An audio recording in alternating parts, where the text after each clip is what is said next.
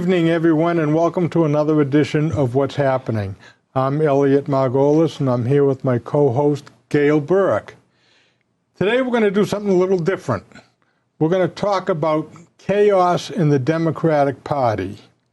And I want to start by talking a little bit about Donald Trump. And the reason I want to talk about Donald Trump is he's one of the key reasons why there's chaos in the Democratic Party. You know, I'm a conservative. I think you all know that, okay? I liked Donald Trump's policies. Did I like Donald Trump? He was a big mouth. He spent too much time on Twitter insulting people. He did a lot of things that were annoying to me and annoying to a lot of people. But what he did was he had great policies. And you talk about closing the border. You talk about making NATO and the United Nations countries paying their own way instead of the United States paying for everybody else. He did things for this country that were good for the people of this country, not necessarily good for the politicians. When he said drain the swamp, he wanted to drain the swamp and do things for the American people. He probably would have been more successful had he not insulted people, had he not embarrassed people on Twitter and everything else. No one's arguing that. But he did have great policies. What has Biden done with those policies? Okay? We now have an open border. Is that good? When Donald Trump made peace with a lot of countries in the Middle East with Israel, what has Biden done? Nothing. We were oil independent, energy independent under Trump. The first thing that Biden did when he came into office was close down the pipeline. But what else did he do? He told the Russians, yeah, you can have a pipeline, no problem. Then he asked OPEC to lower their prices by bringing up more oil. We had the oil we wanted. We were actually selling more oil to other countries than we were importing. We were energy independent. Now we're dependent. How's the gas prices going for you? So when you vote for policy. Don't vote for people, because you know what? Show me an honest politician. I don't think you can. Gail? Well, to continue on that note, you have to bring it down to what is happening to the people. We now find that anybody who goes to the grocery store, food prices way up. A pound of bacon can cost up to $7 a pound. The price of everything is going up. How about if you're driving anywhere, to work, for pleasure, whatever, to do errands, to go to the doctor? The price of gasoline is going way up. And this winter, the cost of natural gas and heating oil are going to go way up. And who do we have to blame for that? Sorry, it comes from the top down. Biden made a big mistake among many. One of the things he just had to do was destroy things that Donald Trump put into place. He didn't like his policies. As Elliott said, they canceled the pipeline. We can't do things like that because there are consequences. And the people, particularly the middle class, is disappearing because of the policies that this administration and his incompetent cabinet are doing. The schools, what's happening with the schools? Critical race theory, even though many schools deny that it's a fact. The National Education Association at first denied that it even existed. And what happened? Parents found out because their children were home and their lessons were coming across on their computers. They could see now what their children are being taught, and they don't like it. And they're getting very angry and upset. I don't know how many of you have been to a school board meeting. Not easy to attend a school board meeting because you have the school committee, you have the mayor, sometimes you have teachers, depending on what the topic is, and there you are by yourself with maybe a few parents. Very intimidating. There was an incident recently in Beverly where this happened, and 2 people spoke out. I don't know these 2 people, but I watched the video. They obviously, neither one of them understood the procedure for when somebody steps down from the school committee, and they didn't understand it at all. The mayor tried to explain it to them. The chairman of the school board tried to explain it to them. They were very angry, and they weren't really listening. And what happened was they were talking about one particular school committee member. So after the meeting, racist. They were racist. Maybe they were, maybe they weren't. I can't read their minds. But I saw 2 individuals who were very concerned about what's being taught in their schools. And I'm not sure whether they might have mentioned the masks too, because that's a big deal. And it was horrible. So what happens? The Biden administration now is calling parents, and it's a blanket. Parents are terrorists. Parents are sending their children to schools they pay for, teachers they pay for. And what's coming out of the schools? We know since Common Core, not a whole lot's been coming out of the schools. They can't read, they can't write, they can't do math. And now they're hit with critical race theory. For those who don't understand what critical race theory is, I'll explain it briefly. It's pitting one race against the other, blaming whites for everything that ever happened in this country. You're the oppressors.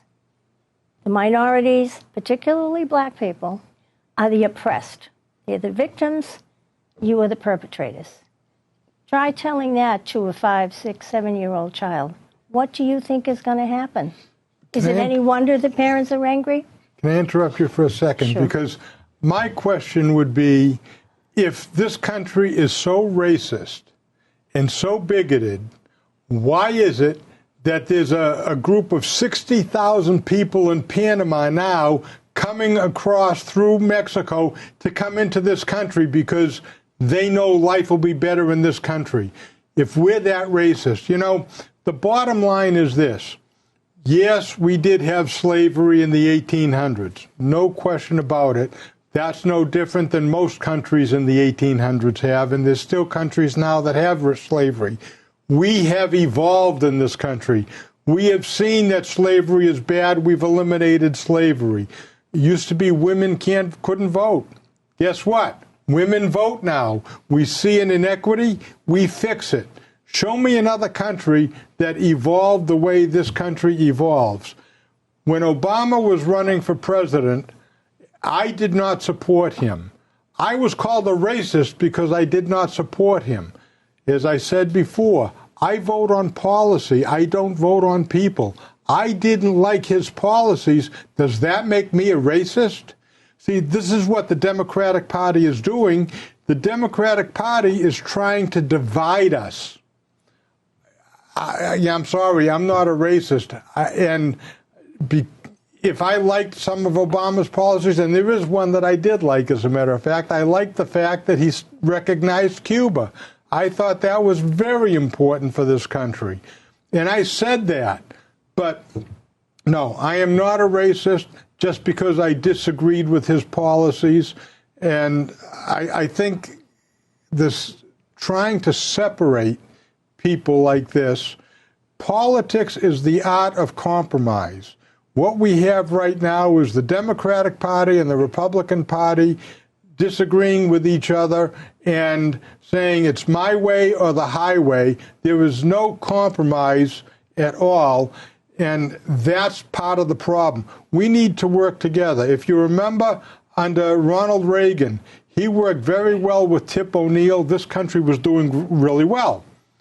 Under Bill Clinton, he worked very well with Newt Gingrich. This country did well. Now there's division, and we're doing very poorly. I think one of the things that people don't understand either is, first of all, they don't know American history. I'm no expert, believe me, but I read a lot. In American history, the Native American Indians are portrayed as oppressed and, oh, they were so wonderful. That didn't happen. The Native American Indians who were here were always fighting with one another.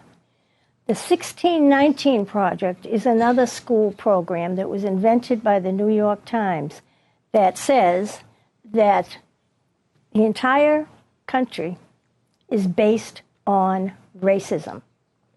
We are told time and time again of systemic racism. It's become a catchword for the media, for liberal Democrats, for the Democrat Party. Systemic racism. There's no such thing as systemic racism. As Elliott said, we've made huge strides. And look at FBI statistics. You cannot prove systemic racism if you look at the statistics. That's right. This Democrat Party seems to not want to even think about Martin Luther King. Martin Luther King was not a racist, and he was certainly a hard-working individual who did great things for the country.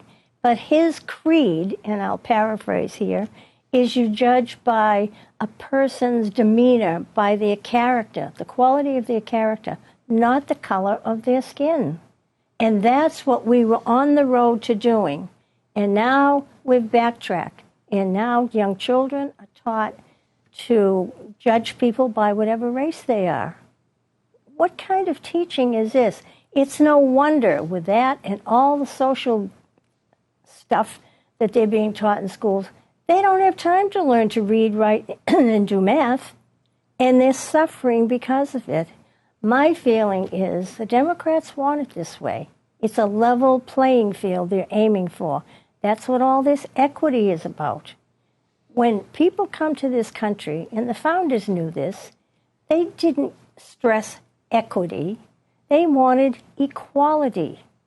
And the years that they spent putting the Constitution and the Declaration of Independence together was based on that. And above it all, they believed in God. And that's mentioned all through the Constitution. Today, we've created a more secular society. It's not working. We can't do it by ourselves. We need a supreme being to ask for help and guidance. And the children aren't learning that unless they learn it at home. They certainly have removed it from the schools. Prayer is no longer allowed. They don't even salute the flag in many cases. So they don't have a sense of history or respect for what our country is. That's the kind of thing that should be going on in the schools today. You know, talking about history, you learn from history. And if you don't teach it, then you don't learn. And you're going to end up making the same mistakes over and over again. And that is a problem. We don't want to make the same mistakes over again. We want to keep evolving and improving ourselves. Now, one of the reasons, talk about the pipeline for a second, one of the reasons that the liberals wanted to get rid of the pipeline was because of they didn't want to have anything happen. You know, it's for the environment. Well, we're in a global environment. What difference does it make whether we have a pipeline or the Russians have a pipeline? It's the same global environment. But I got to be honest with you, I would trust our engineers and our people building the pipeline rather than the Russians. But you know what? One of the key reasons that that Biden wanted to get rid of the pipeline, it's because Warren Buffett owns the railroads that the railroads would drive from Canada or wherever where the oil was down through the country. Warren Buffett would make money by doing that, and he wouldn't make money on the pipeline. Warren Buffett is a major contributor to the Democratic Party.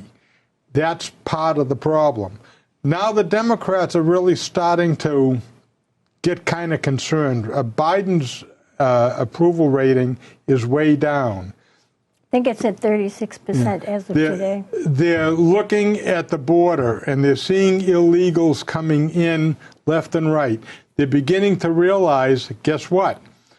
These are going to cost us a lot of money, the illegals. The Congress has talked about changing the immigration laws for the past 20 years. Why haven't they done it? Talk is cheap. But you know what it is? It's politicians in general, and I'm not going to say it's Democrats or Republicans because it's both. They talk a game to get elected. They get elected. They do nothing. And they blame each other for not getting anything done. That's the problem. We need new immigration laws, but why should you and I, who are legal taxpayers, working hard to make money for our families, why should we have to give up that money to take care of illegals? We're not opposed to immigration. This country was founded on immigration. My grandfather came from Poland. He came from Poland, didn't speak English, learned the language, got a job, had a family, owned a house without government assistance. That's the other thing. The Democrats want to give everybody everything. Okay? Now, if you're given everything and doing nothing for it, where's your incentive to work?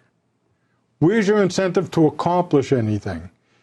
There are certain people that need our help, and we should give them our help. People who are not willing to work on their own when they're capable of working on their own, not our problem. Willing to help you get a job, willing to educate you to get a job, willing to train you, but you got to start doing it on your own.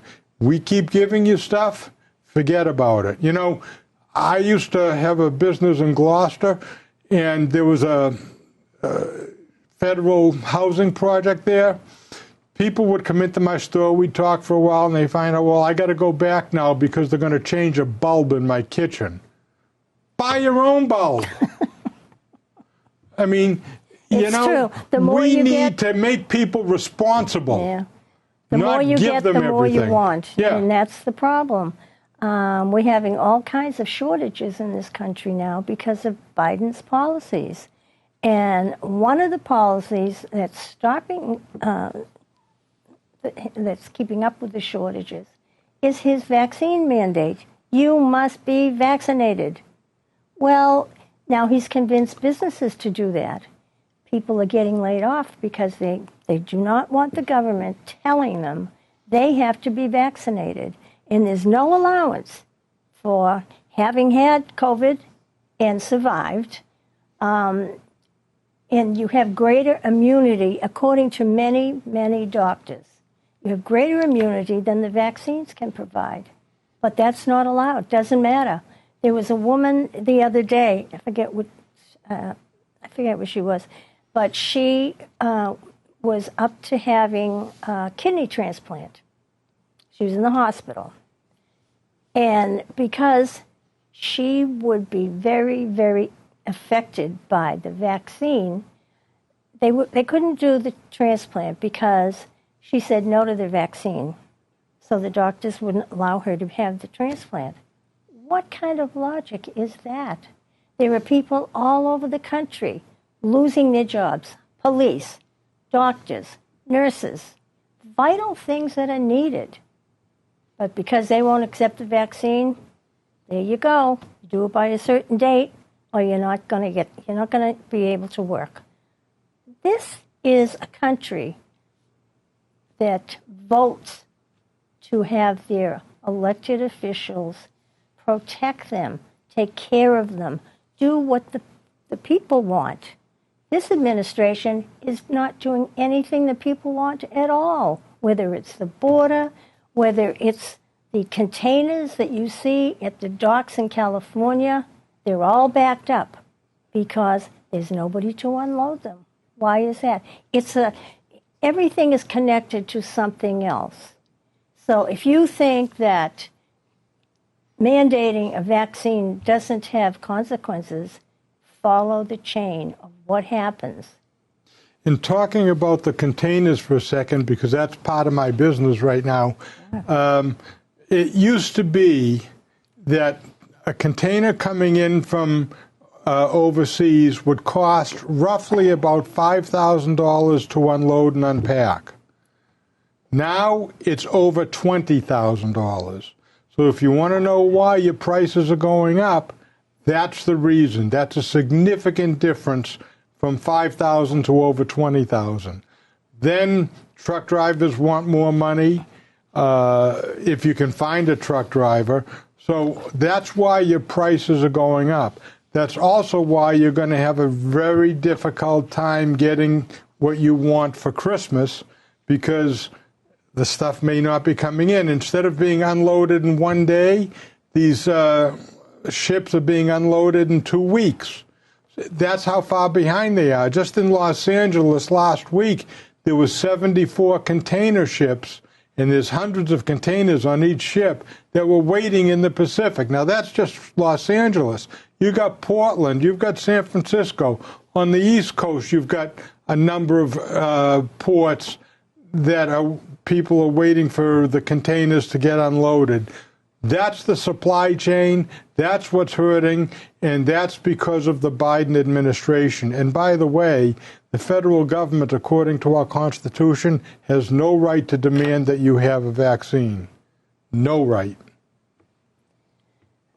You can see what some of the problems are. And, you know, it's sad because we had a thriving economy before Biden was put into office. We were devastated by COVID, but Trump was bringing us out of that with his policies. And the policies that this president is using aren't working. They would rather complain about the Republicans, blame the Republicans for everything, than try to get along, try to do a compromise. No. What they want to do, they want total control of everything. That's what these things are all about. It's all about power. Anybody that thinks that allowing hundreds of thousands of unvetted illegals into this country is going to make the country better is nuts. They don't know what they're talking about. And while Biden is mandating vaccine for citizens, nothing. We don't know what these illegals are coming in with. Some of them may have COVID. We don't know. They may have other diseases because we're seeing an uptick in other diseases as well. Nope. They put them on the buses, planes, trains, whatever, and disperse them throughout the country. And isn't it interesting that Americans are required to have the shots, but the illegal aliens are not required to have the shots? So they're bringing diseases right in, and that, again, unacceptable. Two sets of rules. One for the citizen, one for the illegals.